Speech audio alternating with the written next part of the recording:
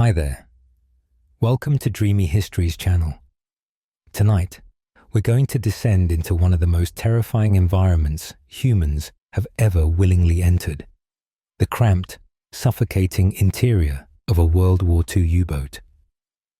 Picture yourself right now, standing on a windswept dock in occupied France, staring at what looks like a rusty metal cigar floating in oily harbour water. That narrow circular hatch on top, that's your only way in, and more importantly, your only way out. But here's the thing. Once you squeeze through that opening, there's a 75% chance you'll never climb back out alive. So before you get comfortable, take a moment to like the video and subscribe, but only if you genuinely enjoy what I do here. And hey, drop a comment letting me know where you're listening from and what time it is there. I love seeing how far these bedtime stories travel. Alright, let's begin the story. You shuffle forward with 49 other men, your worn leather boots clicking against wet concrete. The November rain in Lorient feels like ice needles against your face. But honestly, you'd take 1,000 more hours of this miserable weather over what's coming next. The veterans ahead of you, the ones who've survived previous patrols, move with a strange mechanical precision, their faces blank, eyes focused on nothing. They know something you don't yet understand. As you approach that hatch, barely 20 inches wide, you notice the smell first. It's not just diesel fuel, though that sharp chemical stench certainly dominates. There's something else, something organic and wrong that makes your stomach clench. It's the smell of fear sweat soaked so deeply into metal that no amount of scrubbing will ever remove it. The bosun, a leather-faced man with 3 patrol badges on his chest, grabs your shoulder. Fresh meat, he mutters in German, his breath reeking of synthetic coffee and cigarettes. Listen carefully, boy. When you go down, you go fast. Feet first, hands on the ladder rungs. Don't think, just drop. If you freeze in that hatch during an emergency dive, we're all dead. Verstehen? You nod, throat too dry to speak. He shoves you forward, and suddenly you're at the edge, peering down into a dim yellow circle of light. The opening looks impossibly small, like trying to squeeze yourself into a drain pipe. Your hands find the cold, greasy rungs of the ladder. The metal is slick with condensation and something else. Probably best not to think about what. As you lower yourself in, your shoulders scrape against the sides of the hatch. For a moment, panic flashes through your mind. What if you get stuck? What if there's an air raid right now?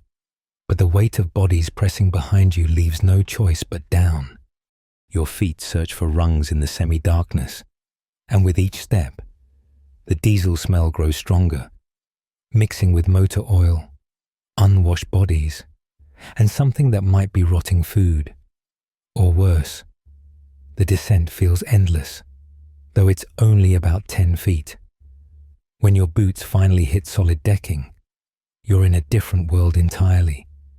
The ceiling, no, sailors call it the overhead, presses down barely 6 inches above your head. Pipes, valves, and electrical cables cover every surface like mechanical intestines. A single bulb casts sickly yellow light that makes everyone look jaundiced and half dead. Maybe that's appropriate. Someone pushes you aside roughly. There's a line of men still coming down the ladder, and you're blocking the way. You stumble forward into the main control room, and that's when the full reality hits you. This is your entire world now. This narrow metal tube, barely wider than a city bus, crammed with machinery, weapons, food, fuel, and 50 human beings. The historians still argue whether U-boat crews were the bravest or most foolish men of the war. Standing here, pressing yourself against a bulkhead to let others pass, watching condensation drip from pipes onto your head. You're starting to suspect it's the latter. A gauge near your face shows outside temperature, 8 degrees Celsius. Inside, it's already a sweltering 30 degrees, and you haven't even left port. Move it, Dummkopf. Someone shoves you again, harder this time. You lurch forward, deeper into the boat, passing through a circular watertight door that you have to duck and contort your body to fit through. These doors, you'll learn to hate them.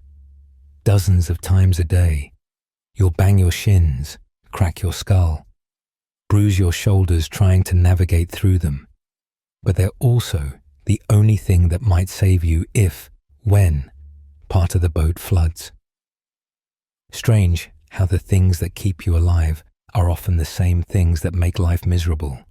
The narrow passageway forces you to turn sideways, pressing against cold metal and trying not to touch the maze of pipes and controls that seem to sprout from every surface.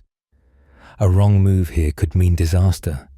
Every valve, every switch, every lever has a purpose, and most of them involve keeping this iron coffin from becoming your actual coffin. You pass the radio room, where an operator sits hunched over his equipment, headphones clamped tight, transcribing messages in neat German script. Beyond that, the sound of clanging metal and cursing indicates the torpedo room, your final destination. Home sweet home for the next 3 months, if you last that long. The torpedo room hits you like a physical blow. It's not just the smell, though the mixture of machine oil, seawater, and human misery certainly makes your eyes water. It's the sheer impossibility of the space. You're looking at what amounts to a metal closet, maybe 20 feet long and 10 feet wide, crammed with 4 massive torpedoes, each one 23 feet long and weighing over a ton. And somehow, somewhere in this mechanical jungle, 24 men are supposed to live, sleep, and work. Your bunk, if you can call a canvas hammock strung between torpedo tubes a bunk, is literally draped over a weapon designed to send merchant sailors to freezing deaths in the Atlantic. Sweet dreams, right? A grizzled torpedo man with oil-stained hands points to a spot near the overhead. That's yours. New fish. 3rd tier.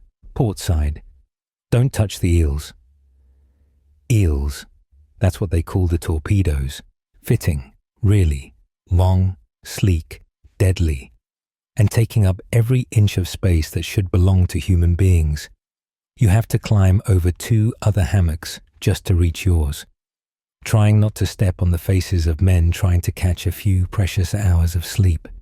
The canvas sags under your weight, putting your nose about 8 inches from a mass of pipes that gurgle and hiss like living things.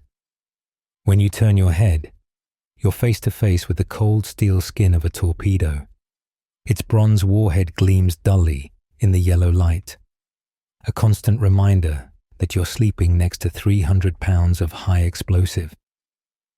Listen up, fresh meat. The torpedo man continues, not bothering to lower his voice for the sleeping men. They don't even stir. Exhaustion that complete doesn't care about noise. We hot bunk here, 3 men, 2 bunks, 8 hours on watch, 8 hours work, 8 hours sleep. When your 8 hours are up, someone else gets the bunk, still warm from your body. See? Efficient. He grins, showing teeth stained brown from ersatz coffee. The math doesn't quite work out in your head, but you're too overwhelmed to question it. Later, you'll learn the cruel truth. Nobody really gets 8 hours of anything. It's more like constant exhaustion, punctuated by moments of pure terror. You try to settle into your new home, but home is a joke here. Your entire personal space consists of a small locker the size of a shoebox, where you can store maybe 2 changes of underwear, some letters from home, and if you're lucky, a photograph wrapped in oilcloth to protect it from the constant dampness. Everything else you own has to stay in your hammock with you. Your spare clothes become your pillow. Your life jacket, which you know is useless if the boat goes down below 60 meters, serves as a mattress pad. Privacy doesn't exist. You'll learn to change clothes in full view of 20 other men, to ignore the sounds of someone vomiting into a bucket 3 feet away, to pretend you don't notice when someone breaks down crying in the middle of the night.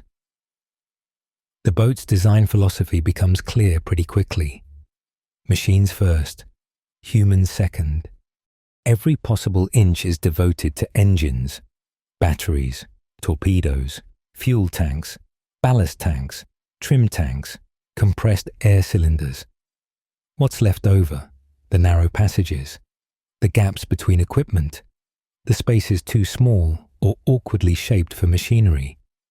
That's where the crew fits, or doesn't fit. You're not sailors, you're soft. Adaptable components required to make the hardware function. The engineers who designed these boats probably never spent a week inside one. Historians still argue whether this was intentional psychological warfare against their own crews, or just typical German efficiency taken to inhuman extremes. Your first attempt at sleep is a joke. The boat's still tied to the dock, but it moves constantly, rolling slightly with harbour swells, vibrating from auxiliary engines, shuddering when someone tests the ballast pumps. Every pipe above your face sweats condensation. Drops of water, or is it oil, fall on your face with metronomic regularity. You try shifting position, but there's nowhere to go. To your left, the torpedo. To your right, empty air and a 10-foot drop to the deck plates. Above, pipes below. Another man trying to sleep. You're trapped in a 3-dimensional puzzle with no solution. Around midnight, though time already feels meaningless in this artificial twilight, someone kicks your hammock. Down, new fish, loading stores. You extract yourself clumsily, banging your knee on a valve, and join a human chain passing supplies through the boat. Box after box of canned goods, sacks of potatoes already sprouting eyes, wrapped loaves of black bread that feel suspiciously damp. Everything has to be stuffed somewhere, under floor plates, behind equipment, in the overhead between pipes. You're literally building your prison walls out of food.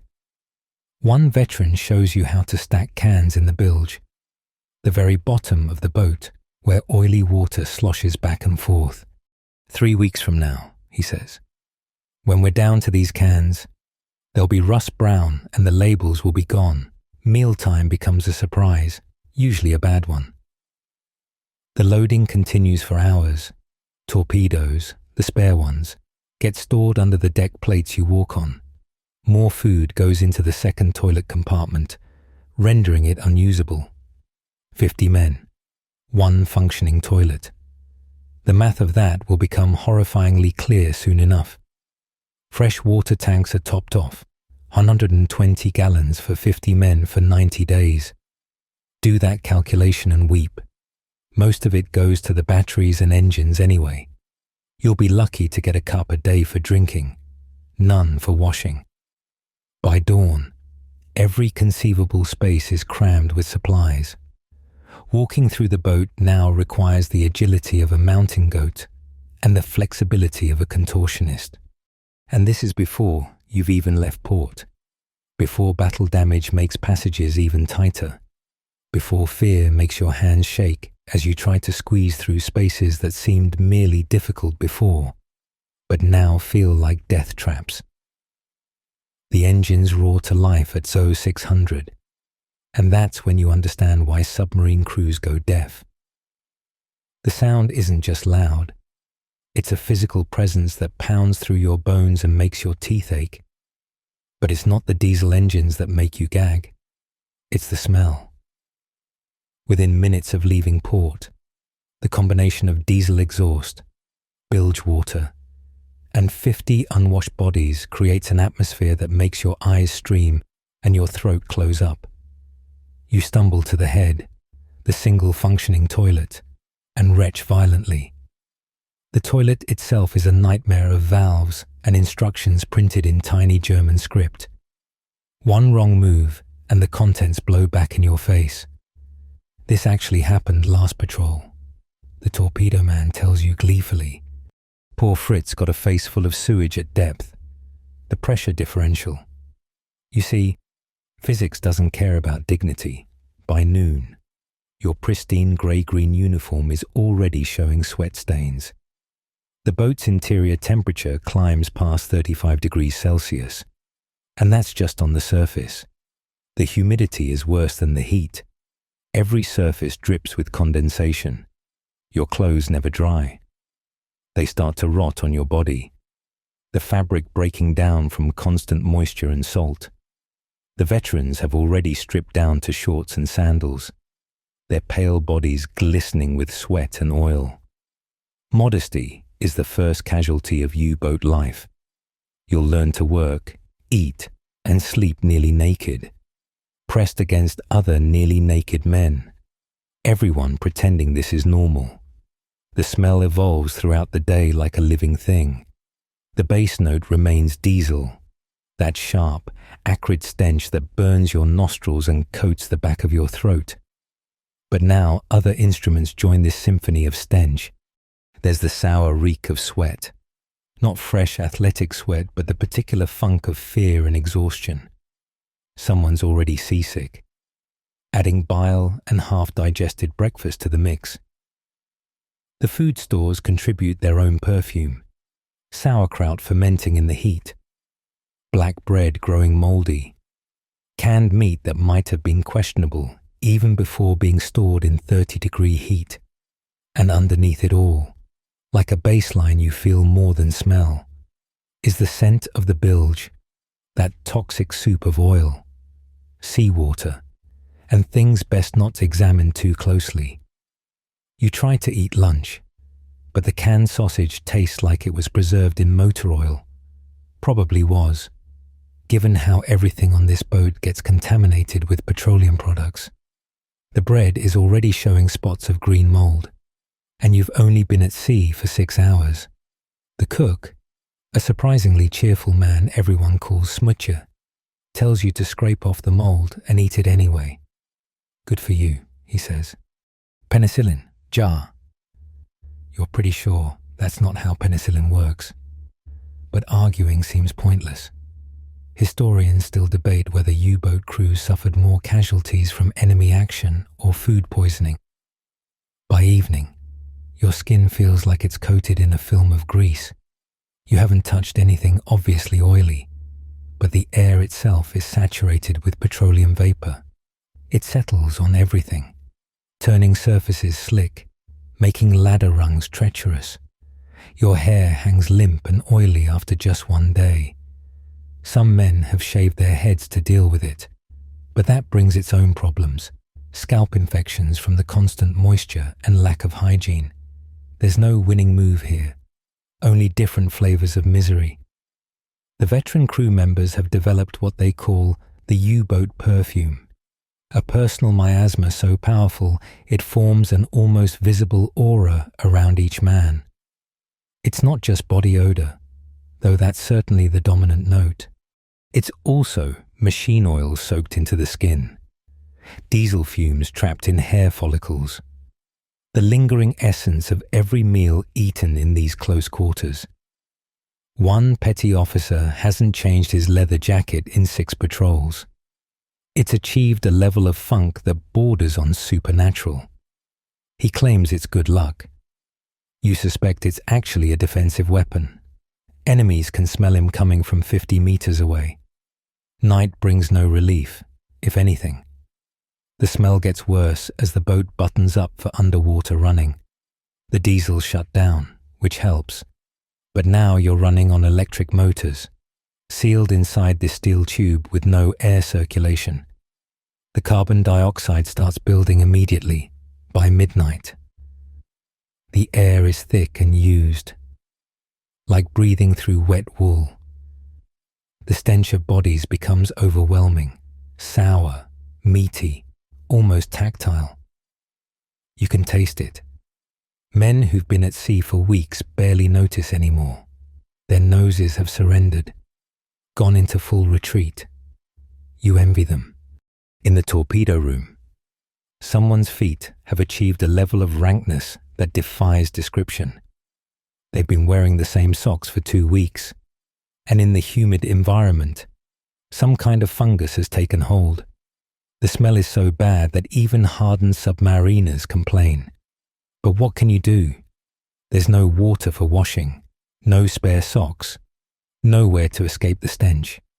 So everyone just endures, adding this new note to the symphony of smells that defines U-boat life. You try breathing through your mouth, but then you taste it instead. There's no winning strategy. A chief petty officer, seeing your distress, offers what passes for comfort here. 3 weeks, he says. After 3 weeks, your nose gives up. You won't smell anything anymore. He's trying to be helpful, but the thought horrifies you. Your sense of smell is part of what makes you human. Losing it feels like losing a piece of your soul. But he's right, of course. The human body adapts to survive, even if survival means becoming nose-blind to your own decay. By the time you surface again, if you surface again, you won't even notice the stench that makes dock workers step back in disgust. The alarm bells shatter your exhaustion at 0200. Alarm, dive, dive. The words you've drilled for but never experienced in reality. Your body moves before your brain catches up. That's the only way to survive here. Rolling out of your hammock, you drop 3 feet to the deck, ankles screaming as they hit steel. Around you, 24 men perform the same desperate ballet, bodies colliding in the narrow space, everyone fighting to reach their action stations. The boat's already tilting forward, and you have to grab overhead pipes to keep from tumbling into the torpedo tubes.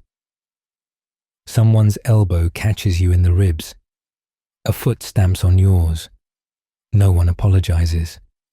There's no time for courtesy when you have less than 30 seconds to get this boat under. Your station during dives is the forward torpedo room, helping to maintain trim.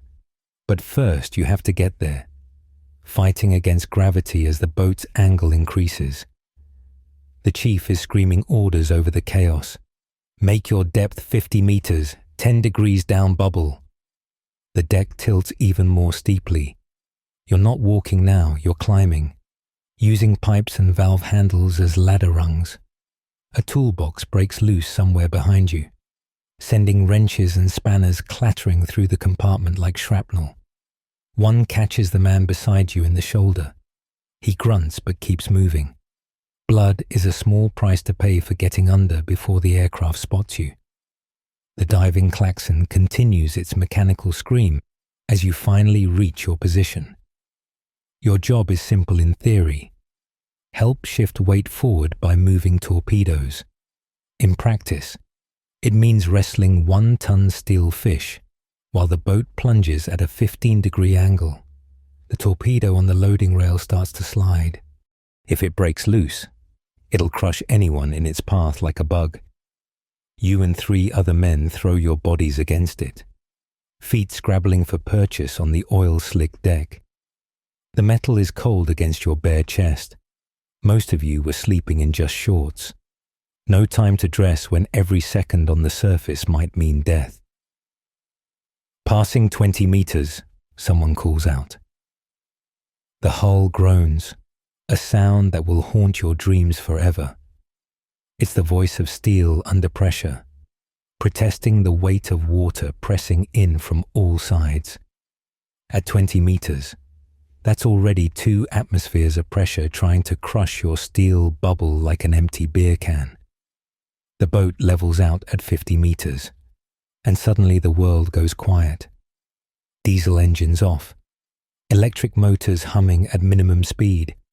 50 men trying not to breathe too loud, because somewhere up there, an aircraft is circling, possibly already radioing your position to every destroyer within 100 miles. This is when you learn about silent running and why submariners age 5 years for every one spent at sea. No one speaks above a whisper. No one moves unless absolutely necessary. That wrench that fell earlier, it's still rolling back and forth with each gentle sway of the boat, and every clang might as well be a dinner bell for the enemy, but no one dares retrieve it. Movement makes noise, noise brings death. So you stand there, sweat pooling in your shorts despite the cold, listening to that wrench roll. Clang, roll, clang, roll, like a metronome counting down to disaster. The air starts to thicken within minutes. With the ventilation secured, carbon dioxide builds up fast. Your breathing becomes labored, like trying to suck air through a wet blanket. The veterans have a technique: slow, shallow breaths, minimal movement. But you're panicking, which means you're burning oxygen faster. The chief notices and puts a hand on your shoulder. His touch is meant to calm you, but his palm is slick with fear sweat. Everyone's afraid. The only difference between veterans and newcomers is that veterans have learned to function while terrified. 2 hours pass, maybe 3. Time becomes elastic during silent running. Your legs cramp from standing still. Your mind starts playing tricks. Was that a sonar ping or just blood rushing in your ears? The boat's making dozens of small noises you never noticed before. Pipes contracting, water drops. Someone's stomach growling 3 compartments away sounds like thunder. A man near you has been holding back a cough for 20 minutes, his face purple with effort. If he coughs during silent running, his mates might literally kill him. It's happened before. The veterans whisper, better one man dead than the whole crew. You're starting to see spots when the all clear finally comes. Surface, surface, blow all tanks. The relief is physical, like a fist unclenching in your chest. The boat angles up sharply, and now you're fighting to keep the torpedoes from sliding backward. The depth gauge spins counterclockwise, 40 meters, 30, 20. At 10 meters, the hull starts to groan differently, pressure releasing rather than building. It sounds like the boat is exhaling after holding its breath, which is exactly what all of you are doing. Breaking the surface is violent. The boat lurches, rolls, steadies itself like a drunk finding his footing. The first man up the ladder throws open the hatch, and real air, cold, salty, diesel-tainted but real, floods down. You've never appreciated breathing before, not like this. Men are gasping like landed fish, gulping down oxygen, color returning to grey faces. Someone starts laughing, that hysterical edge of panic laugh that's one synapse away from screaming. The chief shuts him up with a look. This was a milk run. 3 hours down. No depth charges. No destroyers. Easy.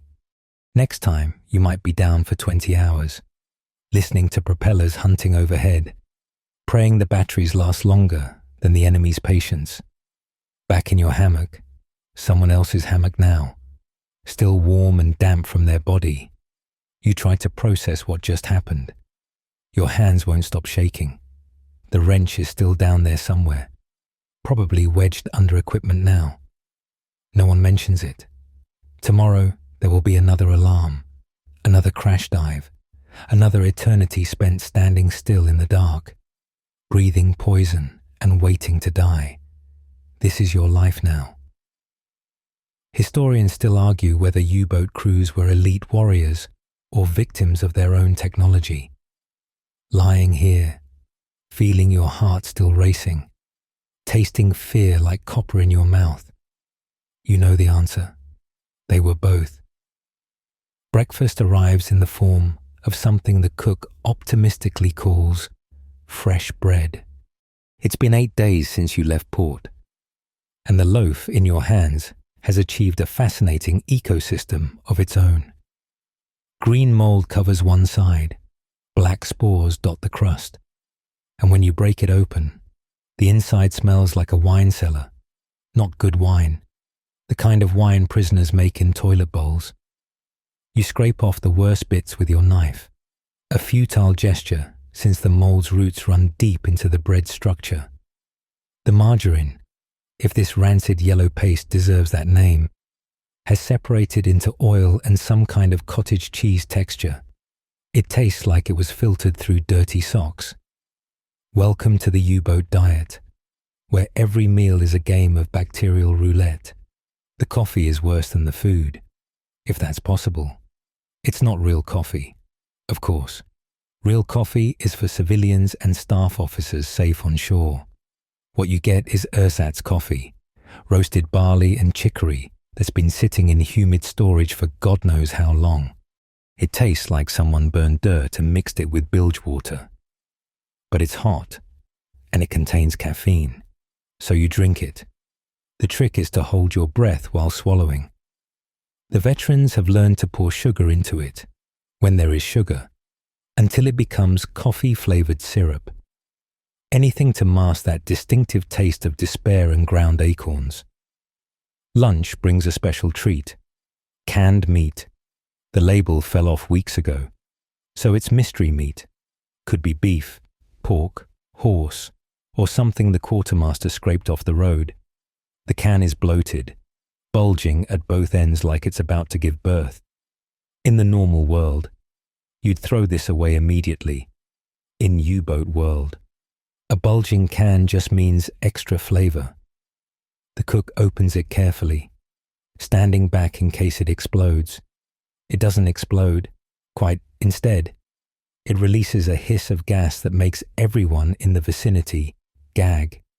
The meat inside is grey-green, swimming in gelatinous goo that might once have been gravy, or might be decomposition.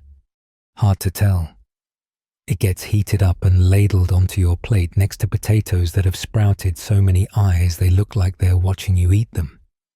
The sauerkraut is actually the safest thing on the menu, which tells you everything about U-boat cuisine. Fermented cabbage is already partially rotted, so it can't get much worse. Plus, the acidity kills most bacteria. The veterans load up on it, claiming it prevents scurvy. Historians still debate whether U-boat crews suffered from nutritional deficiencies or just regular poisoning. The answer is probably both. You force down the sauerkraut, trying not to think about the fact that it's been fermenting in the same heat that's making your feet grow mushrooms. Fresh water for drinking is rationed to 1 cup per man per day. 1 cup. In heat that regularly exceeds 35 degrees. The math doesn't work, but neither does anything else on this boat. You supplement with boat juice, condensation licked from pipes. It tastes metallic and oily, but at least it's wet. Some pipes are better than others. The ones near the engines taste like motor oil. The ones in the torpedo room have a hint of hydraulic fluid. You develop a connoisseur's palate for industrial runoff. The exec catches you licking a pipe and laughs. Wait until we're 3 weeks out, he says. You'll be sucking moisture from your socks. By week 2, the fresh vegetables are a memory. The potatoes have turned into alien life forms, sprouting tentacles that reach for the light. The onions have liquefied into brown sludge that drips through the storage nets. The smell is indescribable, sweet, rotten, with notes of ammonia, but they still get used. The cook performs triage, cutting away the worst parts, salvaging what he can. Tonight's soup contains chunks of potato that crunch in ways potatoes shouldn't. You don't ask questions. Questions lead to answers you can't digest. The canned goods aren't faring much better. Stored in the bilge, They're constantly bathed in oily water. The labels dissolve, the cans rust, and eventually they start to leak. Dinner becomes a lottery. Is this can tomatoes or peaches? The only way to know is to open it and hope. Sometimes you lose that lottery spectacularly. One can release its contents so foul that the entire compartment has to be evacuated. The smell lingers for days, adding a new note to the boat's symphony of stenches. But you can't throw anything away. Every calorie counts when you're burning energy just to breathe in this pressure cooker. Personal hygiene and meals intersect in horrible ways. The same hands that just cleaned the toilet are now handling food. The cook's assistant has a fungal infection that's eating through his fingernails, but he still needs the bread dough. Why? Because there's no one else to do it, and no way to get clean anyway. You're all marinating in the same bacterial soup. The bread probably contains traces of every disease on the boat. It's communal living taken to its logical, disgusting extreme. You share everything here: air, water, food, and inevitably, infections. Water for cooking comes from the same tanks that supply the engines. It has a distinctive taste, metallic, with hints of rust and whatever grows in pipes that never see sunlight. The cook claims boiling kills all the germs. You're pretty sure he's wrong, based on the number of men clutching their stomachs and racing for the head after meals. But what choice is there? Eat the contaminated food or starve. Drink the oily water or die of thirst. Every meal is a calculated risk, a gamble that your immune system is stronger than whatever's growing in that can of beef. By the end of week 2, you've lost 10 pounds, partly from the constant sweating, partly from the bouts of food poisoning, but mostly because your body is rejecting this diet on principle. You're living on calories that would make a prison nutritionist weep. The vitamins leached out of the vegetables weeks ago. The protein in the meat is questionable at best. You're essentially eating flavored paste and hoping your body can extract something useful from it. The human digestive system is remarkably adaptable, but U-boat cuisine tests its limits. You find yourself dreaming about fresh bread, clean water, vegetables that crunch instead of squish, simple pleasures that seem as distant as the moon. The toilet, or the head in naval parlance, squats in its own tiny compartment like a medieval torture device, made of cold metal with more valves than a trumpet. It's a masterpiece of German engineering that absolutely no one asked for. The instruction placard above it contains 27 steps. 27. For taking a dump. Miss one step. Reverse 2 valves in the wrong order. And you'll be wearing the contents of the waste tank. This isn't hyperbole.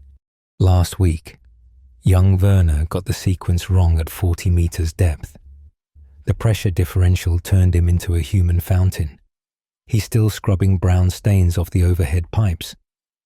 You've been holding it for 6 hours now, but your bowels have issued an ultimatum. The journey to the head requires navigating through 3 compartments, squeezing past machinery and sleeping men. By the time you arrive, you're prairie dogging something fierce, but rushing is how mistakes happen. So you stand there, pants around your ankles, studying the instruction manual like it's a final exam, because it is. Fail this test and you'll be known as Scheisse Klaus for the rest of your probably short life. Step 1. Check the outside pressure gauge. This is crucial. If you're below 25 meters, the outside water pressure exceeds the boat's internal air pressure. Get it wrong and Neptune himself will give you an enema you'll never forget. Step 2. Open valve. Halfway. Not fully. That's step 6. Step 3. Close valve B while simultaneously opening valve C. The simultaneity is important. The toilet starts making a gurgling sound like a dying whale. This is apparently normal. Step 4 involves pumping a lever exactly 7 times. Not 6, not 8, 7. German precision extends even to bowel movements. The actual act of defecation feels anticlimactic after all this preparation. You're sitting on freezing metal that sucks the heat from your backside, trying to relax while knowing that one wrong move could coat you in sewage. The boat chooses this moment to hit a swell, tilting 15 degrees. You grab the overhead pipe for stability, praying you don't accidentally hit one of the valves. Below you, the toilet makes sounds that belong in a horror movie. Splashing, gurgling, the occasional ominous bubble. You finish as quickly as possible, already dreading the complex flushing procedure. Now comes the dangerous part. Flushing requires opening the hull valve, literally creating a hole in the submarine's pressure hull. One mistake here doesn't just mean embarrassment. It could sink the boat. You double-check the depth gauge, still safe. Valve D opens with a reluctant screech. The contents of the bowl disappear with a violent whoosh that makes you jump. But you're not done. Now you have to equalize the pressure, pump out the residual, close everything in reverse order. Your hands shake as you work through the sequence. Somewhere behind you, a line of men waits their turn, trying not to look desperate. Victory. You've successfully used the toilet without coating yourself or sinking the submarine. But as you're washing your hands, using your daily ration of 1 cup of fresh water, the chief mechanic appears. "Heads off limits," he announces. "Depth charges damage the hull valve. No flushing until we surface." The men in line groan collectively. It's bucket time. The bucket system is exactly as dignified as it sounds. A metal pail that gets passed around until it's full, then stored until someone brave enough hauls it topside during surface running. The smell is indescribable. The sloshing as the boat moves is worse. By day 3 of the bucket system, the entire boat reeks of human waste. It permeates everything: clothes, food, the very air you breathe.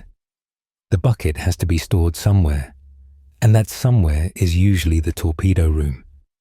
Because why should any part of this boat not be horrible?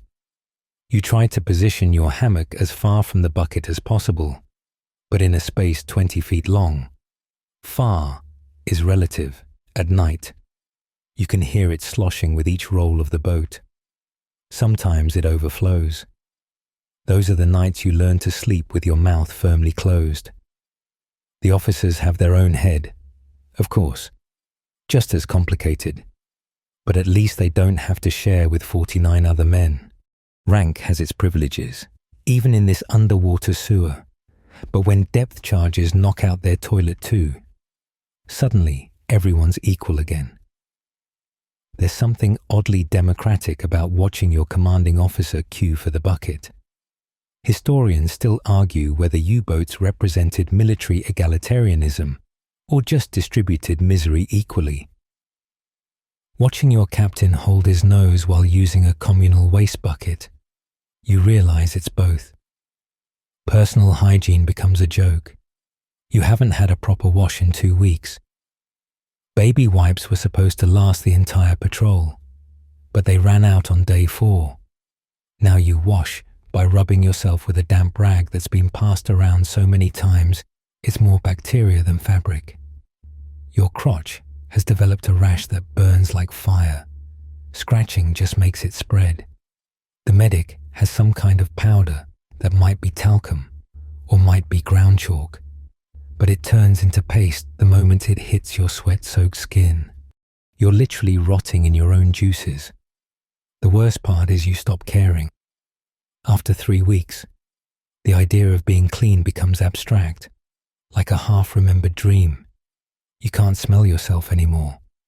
Nose blindness is a mercy, but you can feel the grime, layers of it, like wearing a suit made of grease and dead skin.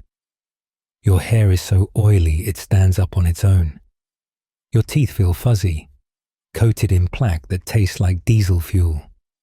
Someone suggests using urine to wash. It's sterile, right?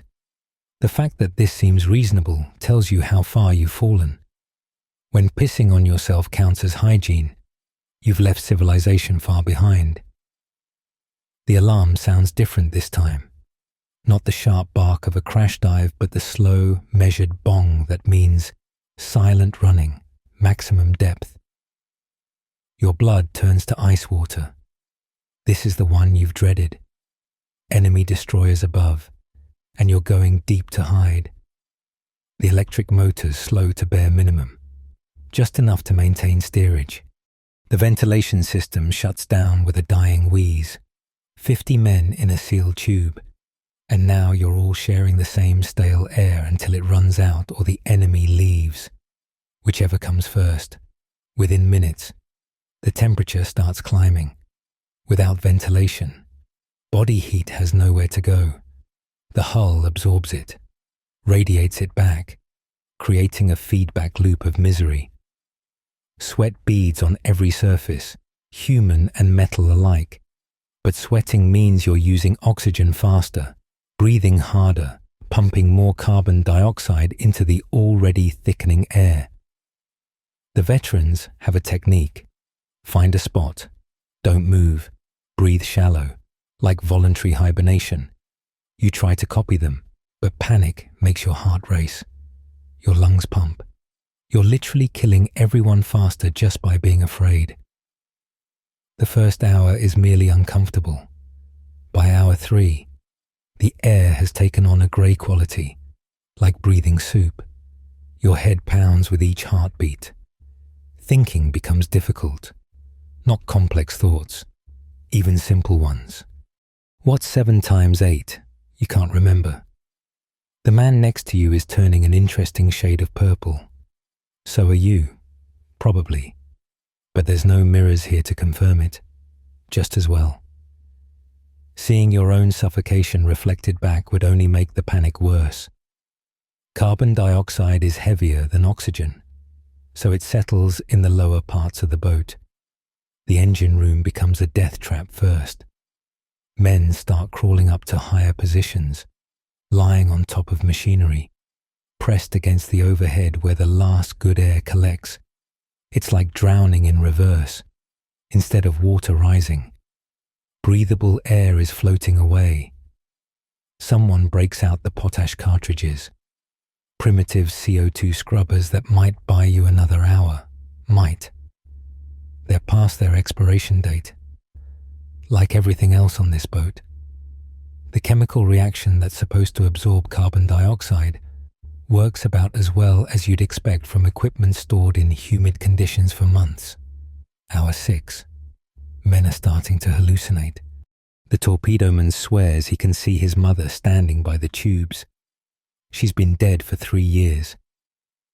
Another man is having a whispered conversation with someone who isn't there. The scary part is, it all seems reasonable. In the oxygen-starved soup of your brain, dead relatives and imaginary friends make perfect sense. You find yourself staring at a pressure gauge, convinced it's trying to tell you something important in Morse code. It's not. It's just a gauge. But for 20 minutes, you're absolutely certain it's tapping out a message about what? You can't remember. Thinking is like swimming through tar. The chief starts making rounds, checking on the worst cases. He carries a small oxygen bottle, giving short bursts to men on the edge of passing out. It's like battlefield triage. Save who you can. Ignore the rest. When he reaches you, you're counting rivets in the hull to stay conscious. 836, 837. He waves the bottle under your nose. The pure oxygen hits your lungs like cold fire. For 30 seconds, you can think clearly again. Then it's back to the grey fog, but slightly lighter now. You've bought yourself another hour of consciousness. Maybe. Someone passes out in the torpedo room, then another in the engine room. They're the lucky ones. Unconscious people use less oxygen. The medic checks, they're still breathing, then leaves them where they fell. Moving them would use energy. Energy uses oxygen. Oxygen is currency now. Every breath is borrowed from the common pool. Every movement is theft from your shipmates. So you lie still as a corpse, taking tiny sips of air, trying to ignore the voice in your head screaming that you're suffocating. Hour 9, or is it 10? Time becomes meaningless when your brain is dying. The boat's a tomb now, silent except for labored breathing and the occasional groan of the hull. Even those sounds seem muffled, like hearing through cotton. Your vision has narrowed to a tunnel, edges grey and fuzzy. Colours don't look right anymore. The yellow lights have turned greenish. Or maybe that's just your eyes failing. You're cold, despite the 40-degree heat. That's bad. That means your body is shutting down, conserving energy for vital organs. Historians still debate whether more U-boat crews died from enemy action or slow suffocation. Lying here, feeling your body systems failing one by one, you know which one you'd prefer. A sound cuts through the fog, propeller noises, fading. The destroyers are leaving, or it's a trick, or you're hallucinating. Hard to tell anymore, but the captain must believe it because orders come down. Surface, emergency blow. The ballast tanks roar as compressed air forces out water. The boat angles up sharply. Men too weak to hold on slide down the deck like ragdolls. You grab a pipe, muscles screaming with the effort. The depth gauge spins, 100 meters, 75, 50. Your ears pop painfully as pressure changes. At 20 meters, someone's already climbing the ladder to the hatch. Breaking surface is like resurrection. The hatch flies open and real air, cold, clean, beautiful air, floods down. Men who seemed dead minutes ago gasp back to life. You crawl to the ladder, join the queue of desperate bodies fighting to reach the bridge. When your turn comes, you emerge into a North Atlantic night, rain lashing your face, and it's the most beautiful thing you've ever experienced. You gulp air like a drowning man gulps water. Your headache recedes. Colors return to the world. The stars above seem impossibly bright after the grey twilight below. But here's the cruel joke. In an hour, maybe less, you'll have to go back down. Another destroyer, another aircraft, another dive into that airless coffin. This is your life now. Brief moments of breathing punctuated by long hours of suffocation. The old hands say you get used to it.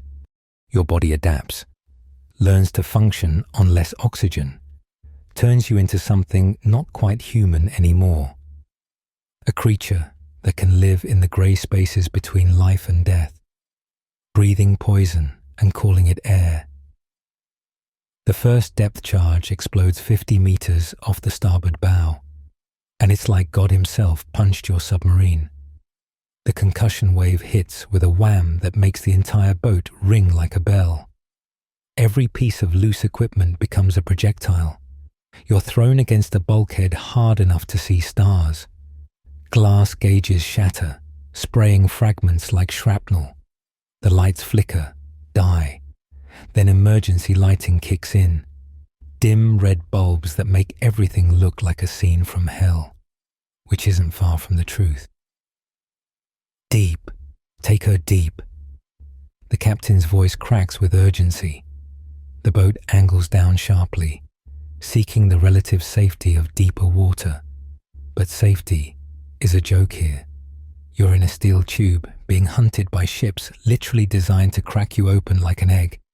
The next depth charge is closer, 30 meters maybe. The explosion feels like being inside a drum while someone beats it with sledgehammers. A pipe bursts somewhere aft, spraying seawater in a high-pressure jet that could cut flesh. Men scramble to contain it while you hold on and pray to whatever God watches over submariners. Wham, wham, 2 more charges, bracketing the boat. The hull groans like a living thing in pain. At 150 meters depth, the water pressure is already trying to crush you. 15 atmospheres squeezing from every direction. The depth charges just make it worse, sending shock waves that test every weld, every rivet. You can actually see the hull plates flexing with each explosion. That's not supposed to happen. Steel isn't supposed to bend like that. But down here, normal physics takes a holiday and nightmare physics checks in. The sound is the worst part, not just the explosions. Those are almost a relief because at least there's something happening. It's the waiting between charges, the ping, ping, ping of sonar, growing stronger as the destroyer finds your range. The splash of charges hitting water above, then counting, 1 Mississippi, 2 Mississippi, knowing that at the right count, your world will explode again. The veterans count silently, lips moving. When they flinch, you know it's coming. Wham! The boat lurches, tilts, somehow rights itself. How many more hits can she take? Between explosions, you hear new sounds. Creaking that wasn't there before. A rivet pops somewhere with a sound like a gunshot, and everyone freezes. Water starts weeping through a seam, not gushing. Just tears of ocean forcing their way through microscopic gaps that the pressure is slowly widening. The chief damage controller marks it with chalk, another weak point to monitor. The hull is literally crying saltwater tears, and there's nothing you can do but watch and wait for the next charge to finish the job. Your mind starts playing tricks during the bombardment. That creaking. Is it normal flex or catastrophic failure beginning? Every drop of water becomes a potential flood. You know the statistics. When a U-boat implodes, it happens in milliseconds. The hull collapses faster than human nerves can register. One moment you exist, the next you're compressed into something the size of a matchbox. They say it's painless. They say that because the alternative, that you have just enough time to understand what's happening, is too horrible to contemplate. Wham! This one's close enough to knock out more lights. In the red emergency glow, faces look like masks of terror. A young seaman, maybe 18, has pissed himself. No one says anything. Half the crew probably has by now. Fear does that, loosens everything. The boat's at 180 meters now, approaching maximum rated depth, below 200 meters. You're gambling with physics. The hull might hold at 220, maybe 250 if you're lucky. Or it might collapse at 201. German engineering is excellent, but the ocean doesn't care about engineering awards. The charges keep coming. A drum solo from hell. Wham, wham, wham. Something breaks in the engine room. A gauge explodes, spraying hot oil. Men fight to contain it while more charges rain down. You're curled in a corner, trying to make yourself small, as if that matters when the whole boat is the target. Prayer seems pointless. What God would listen down here? But you pray anyway, making bargains you'll never keep, promising anything for just 1 more hour of life. Then, suddenly, silence. The charges stop. The sonar pings fade. Either they've lost you, or they're out of charges, or, and this is the paranoid thought, they're reloading for a better pattern. Everyone holds their breath, afraid even breathing might bring them back. Minutes pass like hours. The boat hangs at depth, wounded but alive, bleeding from a dozen small injuries but still whole. Historians still argue whether depth charge attacks were more effective physically or psychologically. Huddled here in the red-lit darkness, feeling your sanity crack with each passing second. You know the answer.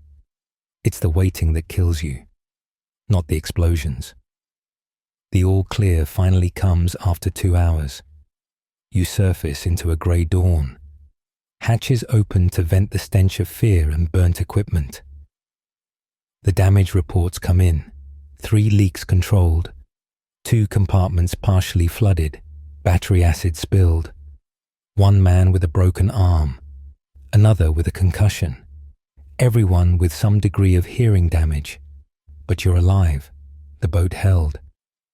This time, you help pump out the flooded sections, working in water up to your knees, trying not to think about how that water got in and whether it'll find a way back.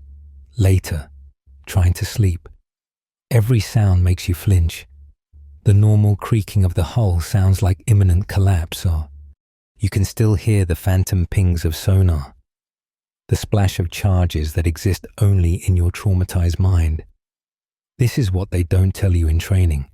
It's not the attack that breaks you. It's living with the knowledge that it'll happen again. Tomorrow, next week, next month. The ocean is full of hunters, and you're always prey. The smart money says you won't survive 20 patrols. Most boats don't make it past 15. You've completed 3. The math is as merciless as the depth charges. The depth gauge reads 220 meters when the first rivet fails. It doesn't explode. That would be merciful. Instead, it makes a sound like a guitar string snapping, followed by a thin jet of water that cuts through the air like a laser.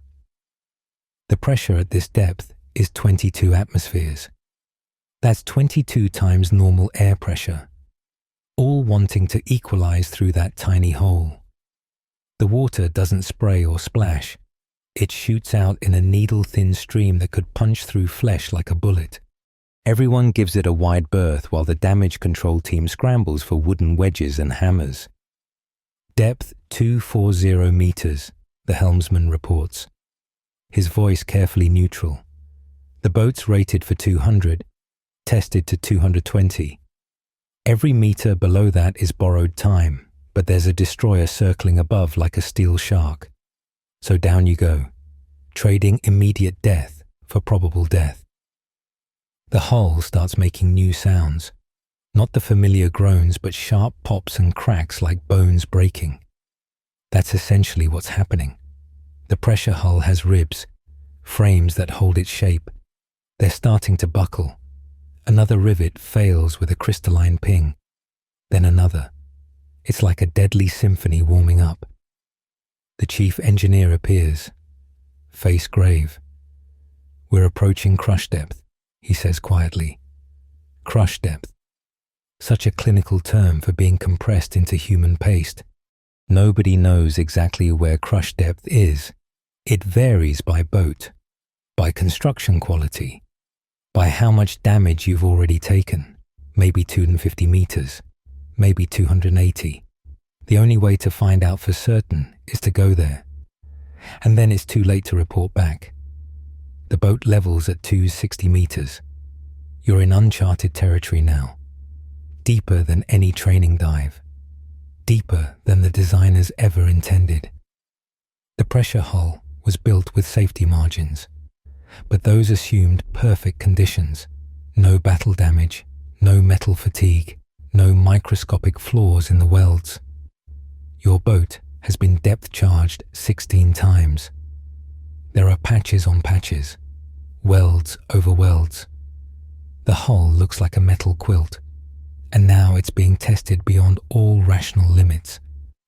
Water finds new ways in, not just through failed rivets, but through shaft seals, valve packings, cable glands, anywhere something penetrates the pressure hull. The bilge pumps run constantly, fighting a losing battle. Your feet are wet, then your ankles. The water is shockingly cold. North Atlantic winter seeping in to claim you. It rises with terrifying steadiness, and there's nowhere for it to go except up. The boat gets heavier, harder to control. More weight means you need more buoyancy to surface, but the compressed air reserves are limited. Use too much staying deep, and you won't have enough to blow tanks when, if, you finally try to surface. The hull plates themselves start to deform visibly. You watch in fascinated horror as the curved steel actually dents inward between the frames, like someone pressing thumbs into clay. This isn't supposed to be possible. Steel doesn't behave like this, except it does. Under enough pressure, the plates flex in and out with each tiny change in depth, breathing like a dying animal. Paint flakes off from the stress, revealing bare metal that immediately starts weeping condensation. Or is it seepage? Hard to tell anymore. A frame cracks. The sound is explosive, like a tree falling. The boat lurches, tilts 5 degrees to port before the diving officer corrects. Everyone freezes, waiting for the cascade failure that means the end. It doesn't come, yet. But now you have a broken rib in your pressure hull, and all the other ribs have to carry extra load. It's like a bridge with one support gone. The others might hold, or the whole thing might collapse. The engineer does rapid calculations on a slate, shakes his head. We need to come up, now. But now isn't an option with destroyers prowling overhead. So you stay deep, listening to your boat slowly dying around you. The broken frame creaks with each roll, a sound that drills into your brain. More rivets fail in a chain reaction, pop, pop, pop. Each failure adding stress to the ones nearby. The damage control teams can't keep up. They're using mattresses now. Anything to slow the leaks. Someone suggests using bodies to plug the larger holes. It's not a joke. Bodies are soft, compressible, might actually work. The fact that this seems logical tells you how far beyond normal you've traveled. At 265 meters, something in the engine room lets go with a bang. High-pressure airline, someone reports. But high-pressure air is what you need to surface. Every leak, every failure reduces your chances of ever seeing sky again. The boat is eating itself, sacrificing non-critical systems to maintain the critical one, keeping the ocean out. But the definitions of critical and non-critical are shifting. Is the radio critical when you can't transmit from this depth anyway? Is the galley critical when you might not live long enough to eat again? Time becomes elastic at crush depth. Minutes feel like hours, hours like days. You're living in a liminal space between life and death, where normal physics has given up and nightmare physics has taken over. The boat makes sounds no machine should make. Organic sounds, suffering sounds, metal screams, worlds cry. The hull pleads for mercy in a language of groans and cracks. You understand that language now. It's saying, not much longer. When the order finally comes to surface, it's almost anticlimactic. Emergency surface, blow all groups. Compressed air screams into the ballast tanks, forcing out water, making the boat lighter. But you're so deep, under so much pressure, that even emergency procedures happen in slow motion. The depth gauge unwinds with agonizing slowness. 260, 255, 250. At 200 meters, you're back in design territory. But the damage is done. The boat will never be the same. Neither will you. You've seen the edge of the abyss, felt the ocean's fingers probing for weakness, heard your protective shell cracking like an egg. Some part of you is still down there at 265 meters, in that space where physics breaks down and death waits patiently. Historians still debate whether crush depth kills by implosion or system failure. Having been there, you know the truth. It kills by stealing hope, one rivet at a time. The engine room at full speed is what hell sounds like. Two massive diesel engines hammering away at 470 horsepower each. Their roar so loud it transcends sound and becomes a physical presence that lives in your chest cavity. You're on watch here. 4 hours of standing between these mechanical demons while they devour fuel and air and pieces of your hearing. The temperature gauge reads 48 degrees Celsius. That's 118 Fahrenheit. The metal surfaces are hot enough to brand flesh, which you discover when you brush against an exhaust manifold and leave skin behind. Your job is to monitor gauges, adjust valves, and try not to die. The first two are challenging enough in this heat. Sweat pours off you in sheets, evaporating before it can even soak your clothes on. You're drinking seawater mixed with fresh. There's not enough fresh water to keep you hydrated, so you supplement with ocean, despite what it does to your kidneys. The salt crystallizes on your skin, forming a white crust that cracks when you move. You look like a ghost, feel like a corpse, and the shift is only half over. The diesels run on a knife edge between maximum power and catastrophic failure. Push them too hard and they'll throw a rod through the block.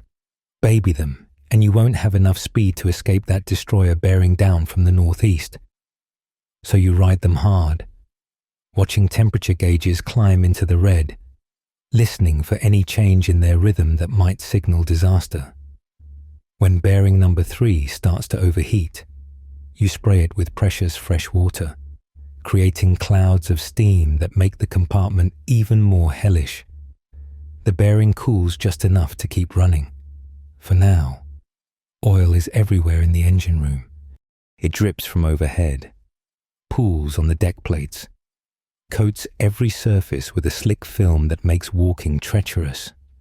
You've fallen twice already, adding bruises to your collection.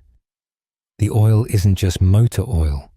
It's a cocktail of lubricants, hydraulic fluid, and diesel fuel that creates its own unique hazard. Breathe too much of those fumes and you get diesel drunk, a state where the world goes soft around the edges and you might do something fatally stupid, like adjusting the wrong valve or touching the wrong surface. The veteran mechanics work with rags tied over their faces, but even that doesn't help much. Moving through the engine room requires a choreographed dance to avoid injury. Duck under the spinning shaft coupling that will scalp you if you stand up too fast. Step over the bilge suction line that's hot enough to melt boot soles. Squeeze between the engines without touching either. A 2-foot gap with death on both sides. Time your movements to the roll of the boat or get slammed into unforgiving steel. After 4 hours, your body moves automatically. Muscle memory keeping you alive while your brain slowly cooks in the heat. The noise does things to your mind. It's not just loud, it's complex, layered, full of information if you know how to listen. That slight whistle means a gasket is starting to fail. The new vibration in engine 2 suggests a fuel injector problem. The rhythmic clank every third revolution warns of a loose connecting rod. You learn to diagnose problems by sound because the noise is too loud for verbal communication. Hand signals only, and even those are limited by the need to keep holding on as the boat pitches and rolls. Veterans of multiple patrols have a look about them, the engine room stare. It's partly deafness, partly heat exhaustion, but mostly it's from spending too many hours in this mechanical inferno. They move differently, economically. Every gesture calculated to conserve energy in the heat. They've learned to sleep standing up during quiet moments, one hand on a pipe for balance, somehow unconscious despite the crushing noise. You try to copy them, but jerk awake when your knees buckle, nearly falling into the spinning flywheel. Sleep deprivation and heat exhaustion make a deadly combination. The worst moments come during emergency procedures. Full ahead flank means pushing the engines past red line, temperatures soaring beyond gauge limits. You watch the needles climb with sick fascination. Oil temp, cylinder head temp, exhaust temp, all racing toward failure. Metal expands, tolerances disappear. Parts that should slide past each other start to bind. The engines scream at a pitch that makes your teeth ache. Something's going to break. It's not a question of if, but when and how catastrophically. But you hold them at flank speed because the alternative is being caught by the destroyer, depth charged into scrap metal. When your relief finally arrives, you stumble out of the engine room on legs made of water. The control room feels arctic by comparison, though it's still over 30 degrees. Your ears ring with phantom engine noise that will last for hours. Your clothes are salt-crusted cardboard. Your hands shake from dehydration and exhaustion. But you're alive, and the engines are still running, and that's all that matters. Tomorrow you'll do it again, and the day after, until either the engines fail or you do. Later, trying to eat. Everything tastes like diesel oil. It's soaked into your pores, coated your throat, become part of your essential chemistry. The doc says prolonged exposure causes liver damage, kidney problems, cognitive issues. But what's the alternative? Someone has to tend the engines, and machinery doesn't care about human limitations. So you volunteer for another watch, knowing each hour in that metal furnace burns away a little more of your future. Historians debate whether U-boat engine crews were heroes or victims. Having stood between those screaming diesels, feeling your brain literally cooking in your skull, you know they were both. Heroes for enduring it, victims for having to. The battery cells beneath your feet are the boat's dark secret. 440 massive lead-acid cells weighing 60 tons total, split between two compartments under the living spaces. They're why U-boats are called submarines, and not just diving boats. These monsters store enough electrical power to move underwater for maybe 48 hours at creeping speed. But they're also bombs waiting to explode. Mix battery acid with seawater and you get chlorine gas. Yes, the same chlorine gas they used in the trenches of World War I. Every submariner's nightmare is taking damage in the battery compartments. Death by drowning is quick. Death by chlorine gas is not. Surface running at night is when you recharge these beasts. And it's a devil's bargain. Diesels roaring, sucking air through the open hatches. You're visible, audible, vulnerable. But without charged batteries, you can't dive when the aircraft come hunting at dawn. So you run on the surface, radar operator sweating bullets, lookouts straining their eyes. Everyone knowing that death could come from any compass point. The batteries drink electricity greedily, hundreds of amps flowing through cables thick as your arm. The compartments heat up from the charging, adding another 10 degrees to already stifling conditions. Ventilating the batteries is critical. Hydrogen gas builds up during charging, odorless, invisible, explosive. The fans run constantly, sucking out hydrogen before it reaches combustible levels. But fans fail, especially fans that have been running non-stop in salt air for months. When the forward battery compartment fan dies during a charging cycle, everyone holds their breath, literally. One spark, one static discharge, and the hydrogen goes up like the Hindenburg. The electrician crawls into the compartment with a hand-cranked blower, manually ventilating while repairs are made. He comes out grey-faced and shaking. Later, he shows you his gas detector. The hydrogen was at 3.8%. Explosive concentration starts at 4%. You're at periscope depth. Batteries nearly flat. When the lookout spots aircraft, crash dive, dive. But diving on low batteries is like trying to sprint after running a marathon. The electric motors strain, pulling maximum current from nearly depleted cells. The electrician watches his gauges with the intensity of a man defusing a bomb. Pull too much current too fast and you'll damage the plates, reducing future capacity. But pull too little and you won't get deep fast enough. The aircraft grows larger in the periscope view. Bombs tumble from its belly like deadly eggs. The boat passes 20 meters just as the first explosion rocks the surface above. Now comes the hard math of survival. 43 hours of battery at creep speed. But that assumes calm seas, no evasive maneuvers, minimal depth changes. Reality is never that kind. Dodging destroyers burns power. Running silent means no ventilation, which means CO2 buildup, which means eventually you must use precious battery power to run air pumps or suffocate. Every decision is a trade-off. Do you stay deep where battery consumption is higher, but you're safer from surface hunters? Or creep along at periscope depth, conserving power but risking detection?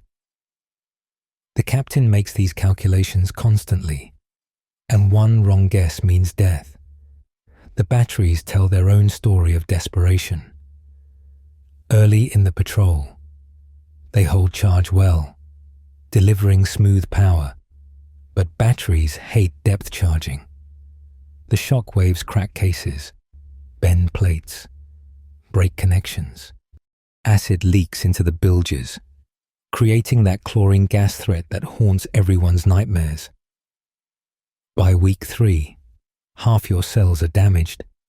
The boat can barely make 5 knots submerged. What was once a weapon becomes a limping target. Easy meat for any competent destroyer crew. You surface more often, taking insane risks to charge batteries that won't hold power properly anymore. One night, threading through a convoy, disaster strikes. A damaged cell shorts internally, heating up like an oven. The temperature climbs past 60 degrees Celsius, past 70, at 80 degrees. The case starts to melt. Acid bubbles out, hitting seawater in the bilge. The first wisps of chlorine gas appear, yellow-green tentacles of death reaching up through the deck plates. Gas! Gas! The cry sends everyone scrambling for escape-breathing apparatus. But there aren't enough masks for everyone. Never are. The men in the battery compartment get priority. Everyone else just tries not to breathe. The damage control team attacks the problem with everything they have. Sawdust to absorb acid, lime to neutralize it, seawater to cool the overheating cell, which creates more chlorine gas but might prevent an explosion. It's choosing between poisons. The captain faces an impossible decision. Surface and ventilate, revealing your position to the convoy escorts. Or stay submerged and let the gas concentration build. He chooses a third option. Emergency surface just long enough to crack the hatches. Ventilate for 30 seconds. Then crash dive again. It works. Barely. The gas clears. The cell cools. And somehow the escorts miss you in the darkness. But the damage is done. That entire battery section is offline now, reducing your submerged endurance to maybe 20 hours. Less if you need speed. The electrician does what he can, bridging around damaged cells, but it's like performing surgery with a hammer. The boat limps home on half power, surfacing every night like a wounded whale, unable to stay down when the hunters come. 3 times you're caught on the surface by aircraft. 3 times you crash dive on dying batteries, motors overheating, the electrician pouring water on smoking cables to prevent fires. The irony is that the batteries, your lifeline underwater, are also your greatest vulnerability. They're why you can hide from surface ships, but they're also why you must eventually reveal yourself.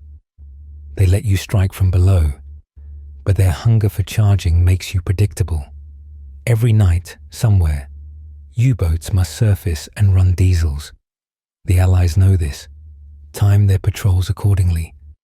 It becomes a deadly game. How long can you stay down versus how much charging can you accomplish before dawn? The batteries always demand more than you can safely give.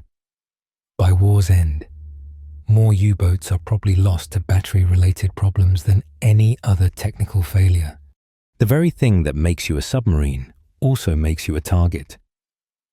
Historians still argue whether U-boats were an evolutionary dead end or ahead of their time. Sitting above tons of damaged batteries leaking acid into your bilges, you know they were both revolutionary in concept, suicidal in execution. The first man breaks on day 37, Schmidt, a competent radio man who's been steady through depth charges and battery fires, suddenly starts screaming about spiders in the radio equipment. There are no spiders. There have never been spiders. But Schmidt sees them clearly. Massive black things crawling out of his headset, spinning webs between the vacuum tubes. He attacks his radio with a wrench, smashing delicate equipment while 3 men try to restrain him. When they finally get him sedated, he's weeping like a child, begging them to get the spiders out of his ears. The doc straps him to a bunk in the torpedo room. For the next week, you fall asleep to the sound of him whimpering. Isolation does strange things to the human mind. You've been submerged for 6 days straight, dodging a particularly persistent hunter-killer group. 6 days without sky, without horizon, without any visual reference beyond these sweating metal walls. Your world has shrunk to a tube 220 feet long and 20 feet wide. The same faces, the same smells, the same routines until reality starts to feel negotiable. Peter swears he can hear his wife talking to him through the hull. She's been dead for 2 years, killed in an air raid, but he has long conversations with her during his watches, nodding and responding to words only he can hear. The dreams are the worst part. When you do sleep, your mind serves up horrors your waking hours can't match. Everyone dreams of drowning, water rushing in, corridors flooding, hatches that won't open. But the really insidious dreams are the ones where you're home. You're in a meadow, breathing clean air, feeling sun on your face. Then you wake up to red emergency lighting and the taste of recycled poison in your lungs. And the contrast breaks something inside you. Some men stop sleeping entirely rather than face that cruel transition. They stumble through watches like zombies, making mistakes that could kill everyone. Navigation becomes increasingly surreal. The navigator plots courses on charts, calculating position from speed and compass heading, but after weeks without a star site or landmark, it's educated guessing. You could be anywhere in 1,000 square miles of ocean. The compass swings wildly near the magnetic pole. Speed estimates are thrown off by unknown currents. For all you know, you've been sailing in circles. The navigator insists you're approaching the convoy routes, but Jensen claims we're all dead already, that the boat sank weeks ago, and this is just our dying brains creating an elaborate fantasy. The terrifying thing is, you can't prove him wrong. Time loses all meaning in permanent artificial light. Is it Tuesday or Thursday, day or night? The clock says 1400, but that could mean anything when you haven't seen natural light in a week. Meals come at seemingly random intervals, or maybe your perception of time is so scrambled that regular meals feel random. You find yourself checking your watch obsessively, not because you need to know the time, but because it's the only anchor to reality you have left. When Muller's watch stops, he has a complete breakdown. convinced that time itself has stopped, that you're all frozen in an eternal moment of suffocation. The close quarters breed a special kind of madness. 50 men crammed into a space smaller than a city bus, sharing every moment, every breath, every thought. Privacy doesn't exist. You know everyone's bodily functions, their nightmares, their breaking points. Weber talks in his sleep, reliving his brother's death over and over. Hoffman has developed a facial tic that makes him look like he's constantly winking. Friedrich rocks back and forth during quiet moments, humming a children's song his mother used to sing. These quirks burrow into your brain like parasites. You find yourself humming Friedrich's song, developing your own tics, losing track of where you end and others begin. Command structure starts to fray. Oh, orders are still followed, procedures maintained, but there's a hollowness to it. The captain hasn't slept in 4 days, making increasingly erratic decisions. The chief engineer argues openly about course changes.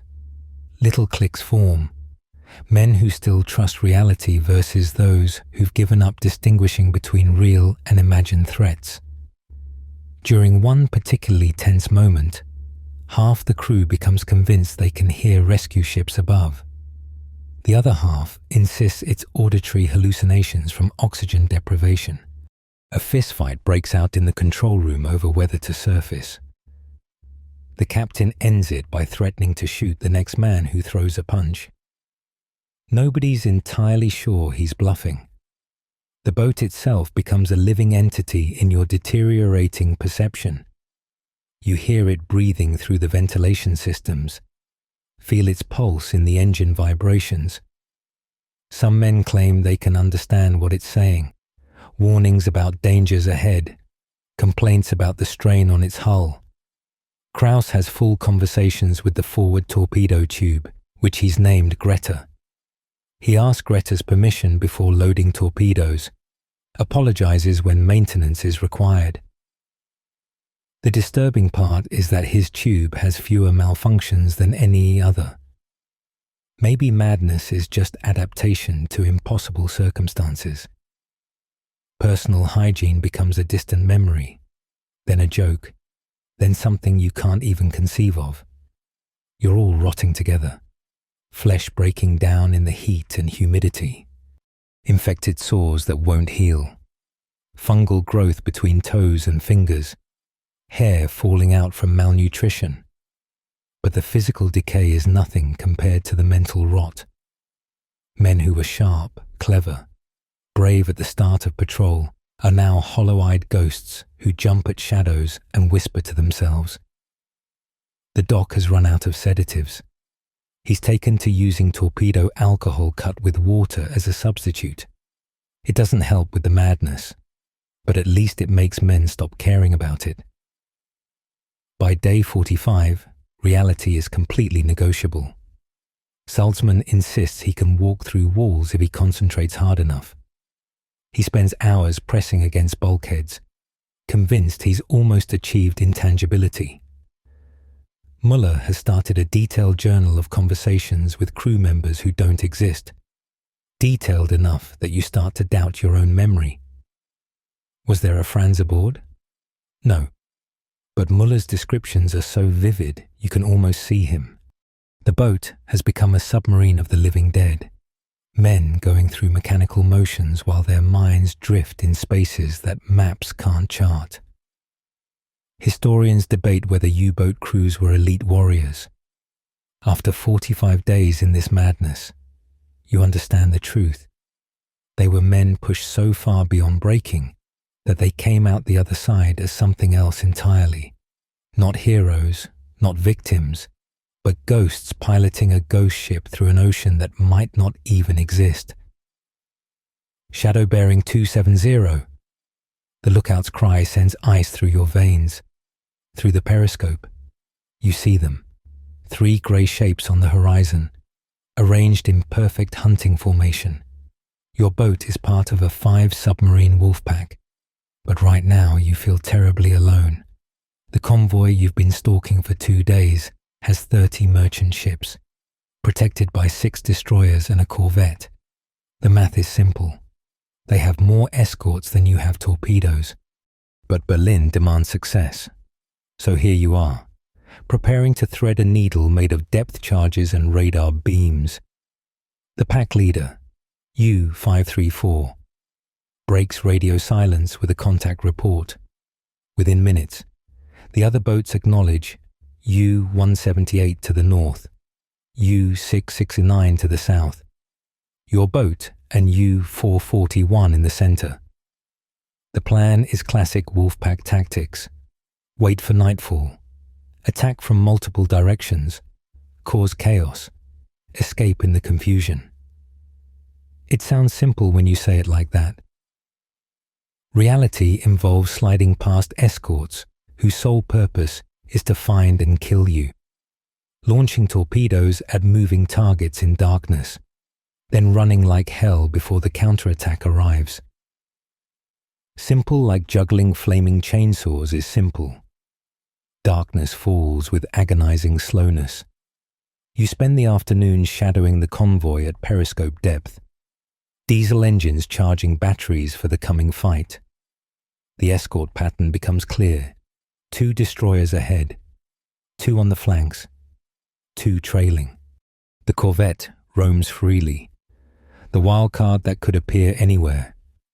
Every 20 minutes they change course slightly, zigzagging to throw off submarine calculations. Your navigator works furiously, plotting intercept courses, calculating torpedo spreads. Get it wrong and you'll waste your shots on empty ocean. Get it really wrong and you'll surface inside the escort screen. 2300 hours. Time to hunt. U-534 goes in first, approaching from the convoy's port quarter. You watch through the periscope as tracer fire erupts. The escorts have spotted him. Star shells burst overhead, turning night into deadly day. But U-534's attack is the distraction you need. While escorts race toward him, you and U-441 slide in from starboard, engines at full ahead. Spray crashing over the conning tower.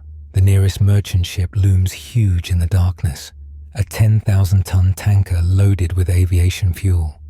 One hit and she'll light up the ocean for miles. Tubes 1 through 4 ready. Target bearing 045, speed 8 knots, range 800 meters. Loss! 4 torpedoes leap from their tubes, racing toward the tanker at 40 knots. You don't wait to see if they hit. Rule 1 of Wolfpack attacks is shoot and scoot. Hard starboard, flank speed. The boat heels over, diesel screaming, as you race for the darkness beyond the convoy. Behind you, the night explodes. The tanker takes 2 hits amidships and becomes a pillar of fire reaching toward the stars.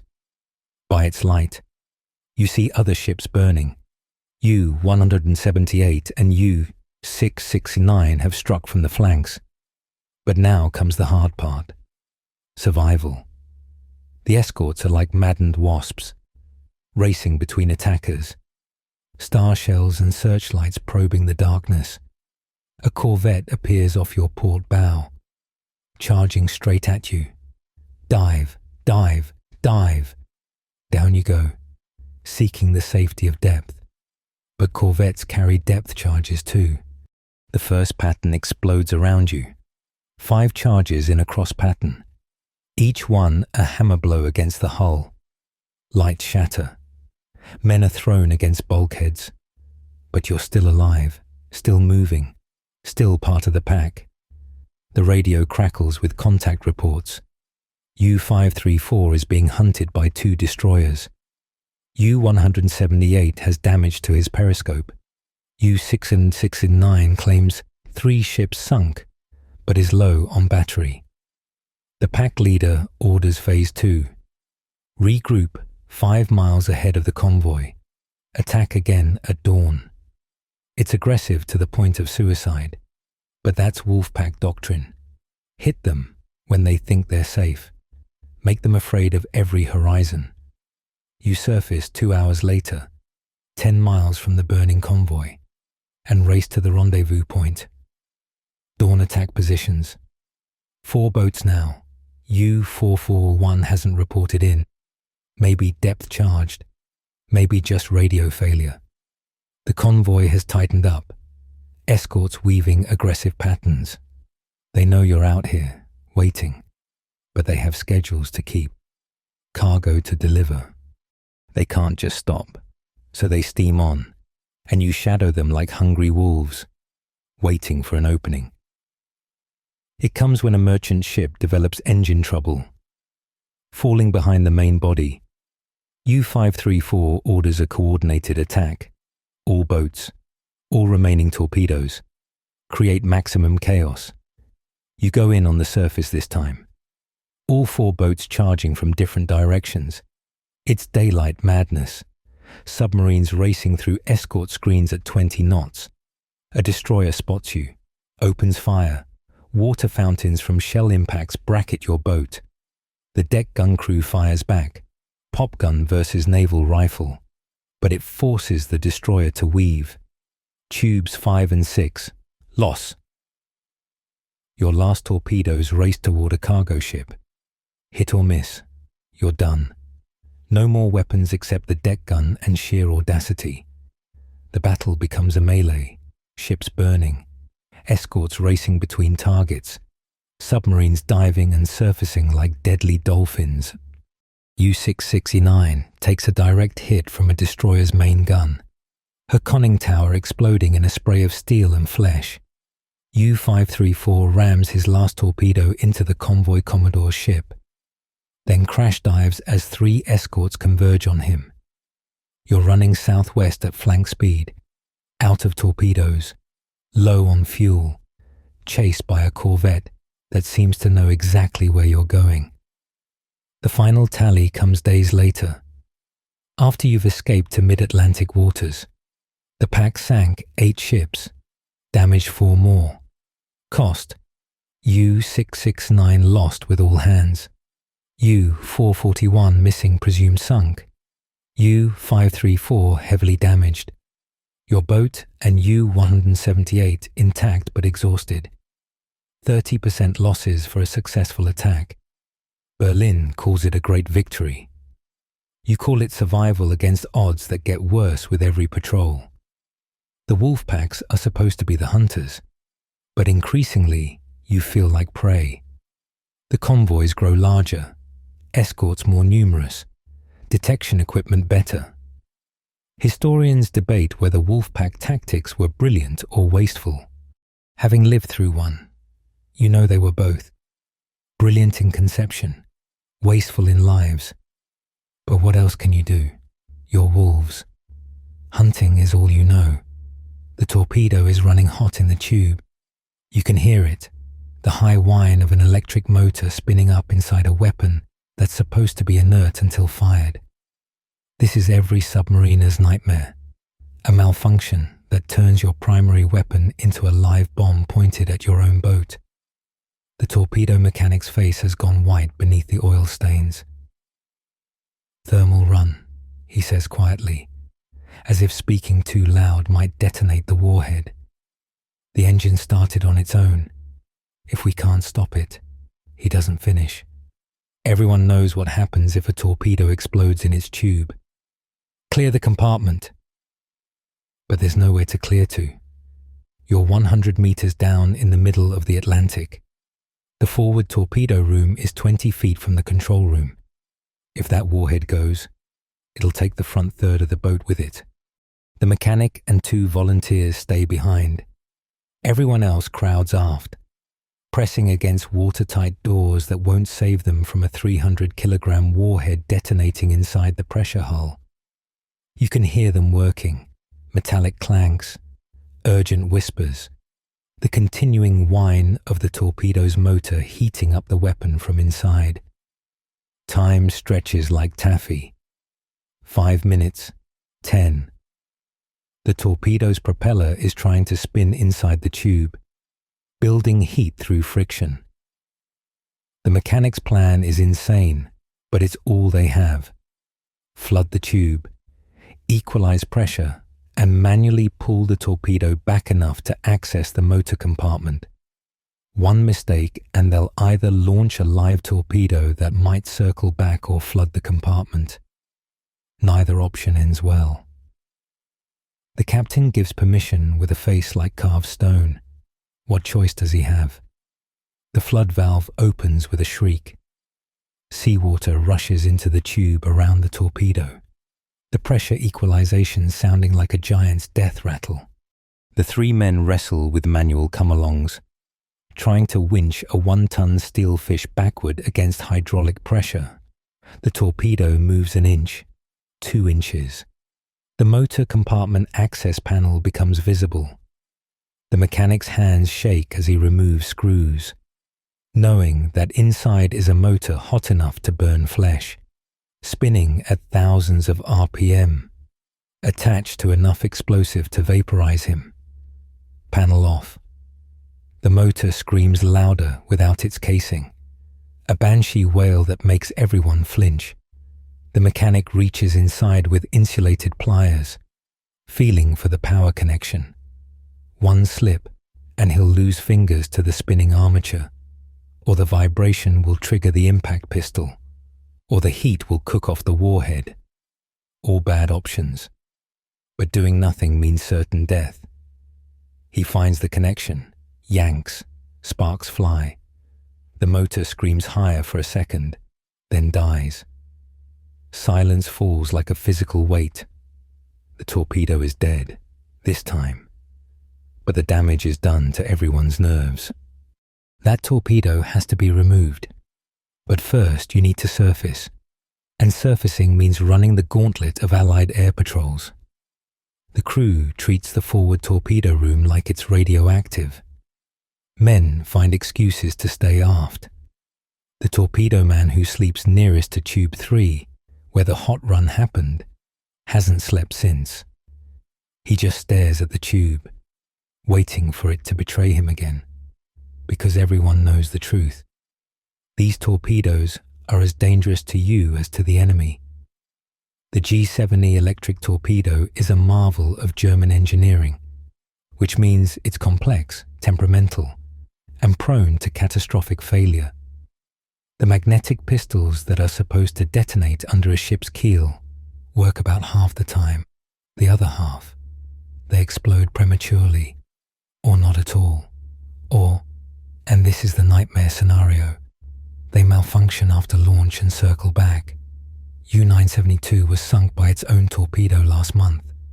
The survivors said they watched it curve around, coming back like a faithful dog, except this dog was bringing death. 30 seconds of horror as they tried to evade their own weapon. Then nothing. You surface at night to deal with the damaged torpedo. The deck crew rigs tackle to extract it from the tube, a delicate operation in calm seas, near suicidal in the typical Atlantic swell. The torpedo emerges slowly, still warm from its aborted run. One slip and it'll roll off the deck, possibly detonating when it hits the water. Or worse, roll backward into the open hatch. The men handling it move like they're made of glass. Every motion careful, deliberate. It takes 2 hours to secure it on deck, another hour to disarm the warhead. Only then does anyone breathe normally. But you still have 11 more torpedoes aboard, any one of which could suffer the same malfunction. The mechanic inspects each one, finding corrosion here, suspicious wear there. These weapons have been stored in humid conditions, subjected to depth charging, soaked in salt spray. They're degrading like everything else on this boat. He makes adjustments, replacements, prayers to whatever God watches over torpedo mechanics. But everyone knows it's just postponing the inevitable. Sooner or later, another torpedo will malfunction. The question is whether it'll happen in the tube or after launch. 3 days later, you get your answer. Attacking a small freighter, Tubes 1 and 2 fire normally. The torpedo from Tube 1 runs straight and true, exploding against the freighter's hull. The torpedo from Tube 2 runs for 10 seconds, then begins a lazy turn to port, then a sharper turn, then it's running directly back at you. Torpedo circling, emergency speed. The boat lurches forward, diesel screaming to full power. The rogue torpedo passes down your starboard side, missing by maybe 20 meters. Close enough to see its wake in the moonlight. Close enough to imagine the explosion that almost was. The freighter is sinking, but nobody celebrates. Everyone's thinking about that circling torpedo, now running off into empty ocean until its battery dies, or until it finds some other unlucky vessel, or until its magnetic pistol decides that any large metal object will do. You've become afraid of your own weapons, which is a special kind of madness. The enemy is trying to kill you. The ocean is trying to kill you. And now your torpedoes are trying to kill you too. It's like being trapped in a metal tube with trained attack dogs that might turn rabid at any moment. By patrol's end, you fired 8 torpedoes, 2 premature detonations, 1 circle runner, 1 that simply vanished without exploding, 4 successful hits, 50% success rate, which is actually good by current standards. But those 4 failures haunt everyone. Each could have been catastrophic. Each represents a moment when German engineering tried to murder its operators. The replacement torpedoes loaded in port look identical to the ones that failed. Same model, same specifications, same potential for betrayal. You sail with them anyway, because what choice is there? Your torpedo boats, without torpedoes, are just targets. So you carry these potential traitors, sleep next to them, maintain them like faithful pets, and pray they'll remember which side they're on when it matters. Historians argue about why U-boat losses were so heavy. Enemy action, they say, improved Allied tactics, but lying in your hammock next to tons of temperamental explosives, you know the truth. Sometimes the most dangerous enemy is the one you brought with you. The statistics are pinned to the wardroom bulkhead, typed on a water-stained sheet that nobody talks about but everyone reads. Of the 40,000 men who serve in U-boats, 30,000 will die. That's a 75% casualty rate, not wounded, dead. No profession in military history has sustained losses like this. Not bomber crews, not infantry in the trenches, not even kamikaze pilots. 3 out of 4 men who climb through that hatch will never climb out. The paper doesn't mention how they die: drowning in darkness, crushed by pressure, burned alive in engine fires, suffocated in chlorine gas, or simply vanishing without trace. It just lists numbers. Cold, merciless numbers that everyone pretends not to see.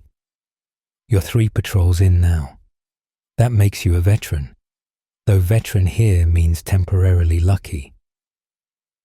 Of the 50 men who started with you, 11 are confirmed dead, 6 are missing, 8 are in hospitals with injuries that ended their submarine careers.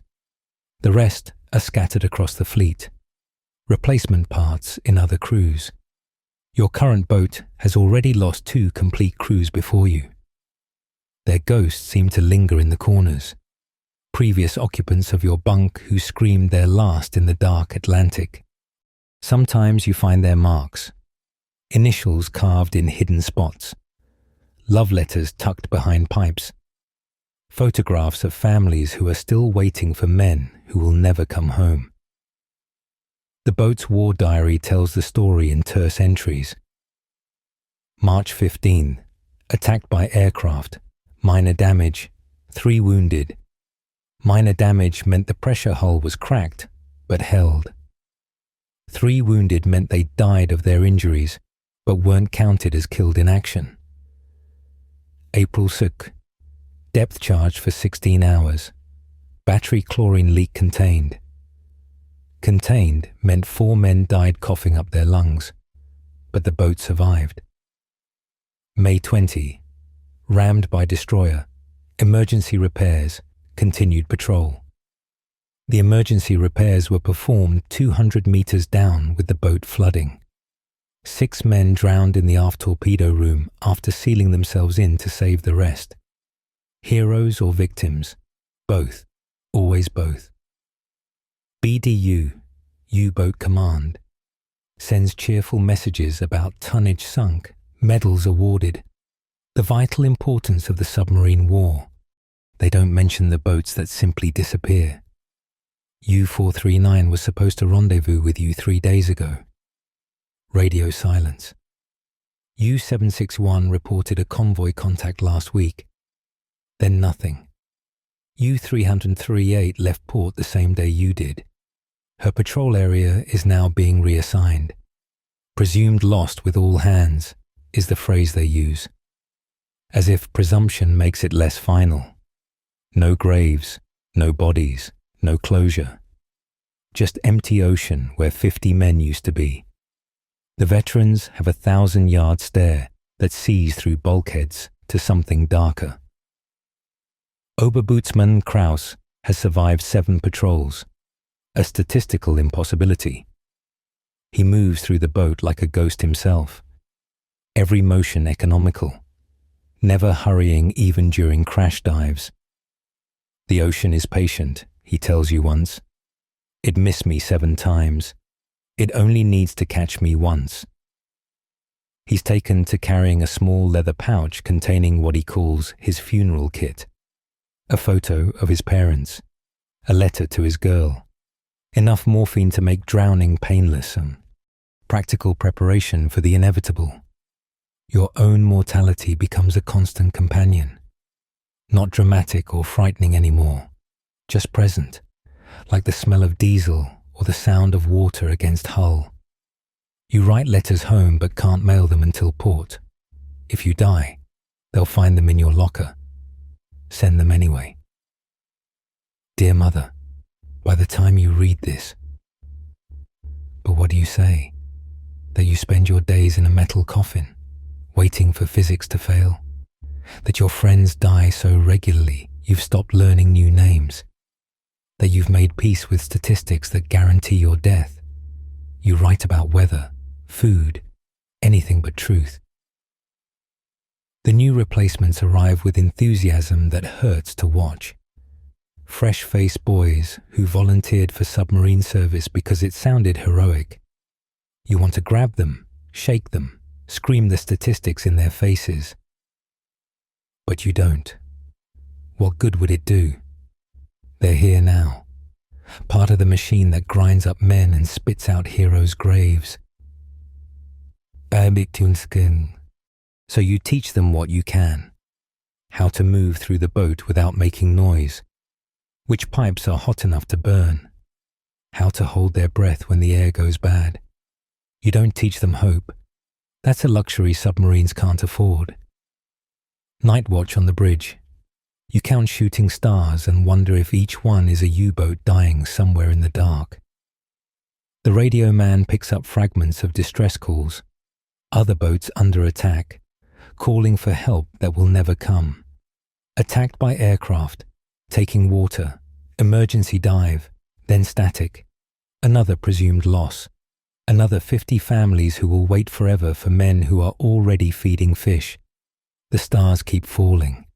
Indifferent to the drama below. You're not even dots to them. You're nothing. The exec breaks out the schnapps, against regulations, but who's counting anymore?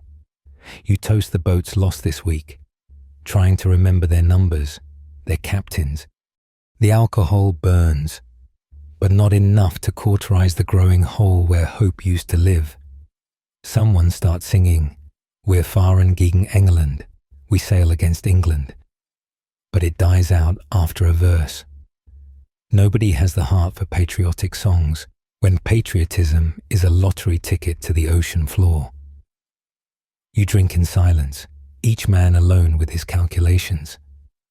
3 patrols survived. How many left? 4, 5. The math always ends the same way. Your final dive comes 2 weeks later, caught on the surface by a Liberator bomber. No time for flank speed escape. The first bombs bracket you, throwing men from the bridge. The second stick walks across your hull like giant footsteps. The pressure hull cracks with a sound like the world breaking. Water doesn't pour in, it explodes inward. A solid white column that hits like a freight train. The lights die. The boat tilts past 45 degrees, heading for the depths that have been waiting patiently for so long. In the darkness, men scream, pray, call for mothers. The water is so cold it burns. You're thrown against something hard, a pipe, a valve, another man. Who knows? The boat's angle increases, 50 degrees, 60, straight down now, a steel coffin seeking its proper grave.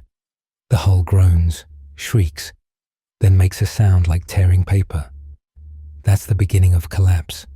In seconds, the ocean will crush everything into a space the size of a suitcase. But for now, in this last moment, there's almost peace. The statistics were right. The ocean was patient. The war is over, at least for you. The boat continues its final plunge into the abyss, the sounds of tortured metal fading as you sink deeper into the cold embrace of the Atlantic. The depth gauge spins wildly past its maximum reading, 300 meters, 350, 400. Somewhere in those impossible depths, physics finally wins its patient argument with German engineering. The collapse, when it comes, is almost merciful in its swiftness. The hull doesn't crumple gradually.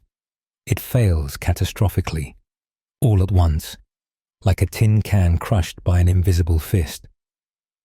Seawater doesn't have time to fill the compartments because the compartments cease to exist. In less than a heartbeat, everything, steel, machinery, and men, compresses into a twisted ball of metal that will puzzle marine archaeologists decades later. 50 lives reduced to a debris field on the ocean floor. Another pencil mark in the loss column. But your story doesn't end with crushing darkness. In those final milliseconds, as pressure differentials tear reality apart, something else happens. The maze of pipes and valves, the sweating bulkheads, the impossible spaces you've called home, they dissolve like morning mist. The crushing weight on your chest lifts. The diesel and fear smell fades. The perpetual mechanical drumbeat of engines falls silent. You're floating now, but not in water. Floating in something softer, warmer. The red emergency lighting has transformed into something golden, like late afternoon sun through autumn leaves. Those aren't depth charges exploding anymore, just your heartbeat, slowing to a peaceful rhythm. The screaming metal has become a distant whisper, like wind through trees you haven't seen in months. The ocean isn't cold anymore. It's exactly the temperature of the womb, of tears, of summer rain. You're not drowning, you're being cradled, rocked gently by currents that know your name. All that weight, all that pressure, all that fear, dissolving like salt in warm water. Your aching body unclenches for the first time in months. The perpetual knot in your stomach loosens and drifts away. Those aren't your crewmates calling in the darkness. Those are seabirds, wheeling over waters that have turned from hostile grey to welcoming blue. The hull isn't collapsing. It's opening like a flower, releasing you from the metal prison that was never meant to hold human souls. You rise now, not sinking, lifted by currents of light that carry away the diesel stink, the recycled poison, the taste of fear that lived permanently in your throat. The numbers don't matter anymore, not the depth gauge, not the pressure readings, not the statistics that promised your death. Mathematics has no power here. In this space between heartbeats, between breaths, between the last moment of terror and the first moment of peace. The ocean isn't your enemy now. It never was. It was just water, doing what water does, patient and eternal, and utterly without malice. The U-boat is already a memory, a fading dream of oil and iron and impossible choices. What remains is simpler. The rhythm of waves that sounds like breathing, like lullabies, like every mother who ever sang a frightened child to sleep. You're that child now, small and safe and finally going home. Not to any port on any chart, but to the place before fear, before war, before you learned that humans could compress other humans into statistics. The light grows warmer, softer, filling spaces you didn't know were empty. That burning in your lungs isn't suffocation, it's release, like the first breath after crying, when everything hurts but somehow feels clean. The pressure isn't crushing now, it's holding, supporting, carrying you somewhere that diesel engines could never reach, somewhere patient, somewhere kind. Let the ocean sing its ancient song. Let the currents carry you beyond the reach of phosphorus and cordite. The war is over, not just for you, but for the part of you that knew how to fear. What's left is lighter than water, warmer than blood, quieter than the silence between heartbeats. The U-boat sinks into history, another shadow on another chart, but you don't sink with it. You rise, weightless and wordless, into waters that taste of starlight and smell of home. Sleep now, real sleep, not the exhausted unconsciousness between watches. Sleep like you haven't since before you learned what statistics meant, before you understood that metal could scream. The ocean rocks you with infinite patience, and for the first time in forever, you let it. No more counting rivets to stay sane. No more listening for the ping of sonar. Just the eternal rhythm of tides that were here before the first submarine, that will be here long after the last one rusts away. The darkness, when it finally comes, isn't the terrifying black of ocean depths. It's the soft darkness behind closed eyelids on a summer afternoon, when the world is warm and safe and nobody needs you to be brave anymore. It wraps around you like the blanket you haven't felt in months, smelling of sunshine and fresh linen instead of mold and fear. Rest now, sailor. The watch is over. The boat has found its harbour. And somewhere far above, where the sun still touches water, the waves continue their patient dance, carrying nothing heavier than foam, remembering nothing longer than the wind that made them. As it should be, as it has always been, as it will be long after the last story of the last submarine fades into the deeper silence that waits, patient and kind, beneath all the world's dark waters.